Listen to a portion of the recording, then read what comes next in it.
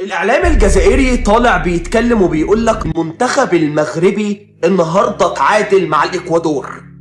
تيجي يا راجل تشوف بالأرقام بالكواليس بالتفاصيل، تلاقي إن الإكوادور ده واحد من المنتخبات المصنف الثاني في ترتيب مجموعة تصفيات أمريكا الجنوبية، وتلاقي إن الإكوادور ده الوحيد اللي كسر سلسلة اللا هزيمة للمنتخب الأرجنتيني بطل العالم.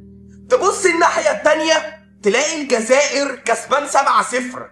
لما تيجي تفكر ان الجزائر كسبان 7-0 تقول ان الجزائر لعب واحد من المباريات التاريخية والمباريات الأسطورية. طب تشوف الجزائر كسب مين؟ كسب فريق محدش يعرفه غير سكان بلده.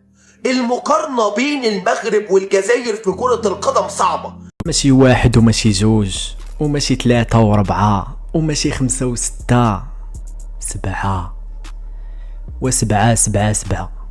صعيبة في الفم، صعيبة التقال. ما خليه كونتر منتخب كغواتيمالا اللي منتخب محترم. السلام عليكم.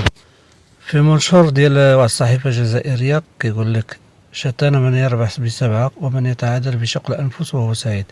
من يربح ب7 هو الجزائر ضد غواتيمالا، ومن يتعادل هو المغرب ضد الإكوادور.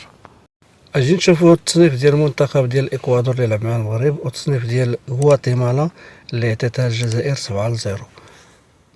اولا التصنيف ديال ترتيب امريكا الجنوبيه تصفيات كاس العالم ديال 2026 موقع الفيفا.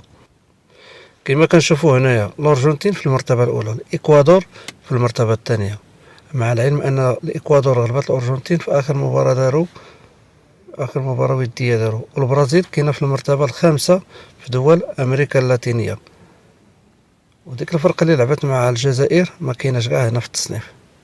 هادو راه 10 منتخبات، 10 اقوى المنتخبات اللي كاين في امريكا اللاتينيه في التصفيات الاخرى ديال كاس العالم 2026.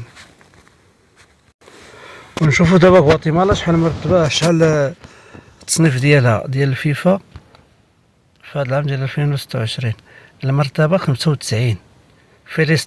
فلسطين سابقاها، البنين سابقاها، يعني 95 راه في اخر الترتيب. احنا هنا كنشوفوا التصنيف الحالي قبل احتساب كأس افريقيا للامم المغرب. كنشوفوا اسبانيا، فرنسا، الارجنتين الثالثه، انجلترا، البرتغال، نيدرلاند، البرازيل، والمغرب في المرتبه الثامنه.